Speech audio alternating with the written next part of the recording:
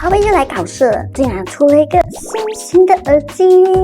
关键这个不入耳的设计啊，耳朵戴久了也不会觉得很闷，而且它怎么甩都不掉，运动啊、蹦迪啊、工作都合适的。别看它是一个挂耳式这样子哦，它的 Sterling 噪音值真的是封神了，低音程，高音是轻的，立体感也很强，听歌啊、看戏都自带氛围感。重点是它并不漏音哦，还支持 IP57的防水，汗水、雨水啊就放心的冲吧。续航也是很够长的，上网可以一天也够用啦。那苹果手机还是安卓手机呢，都可以直接连接使用啦。这种妥妥感啊，再加上安全感拉满的开放式耳机，你会不会考虑冲不冲呢？反正我是心动住啦。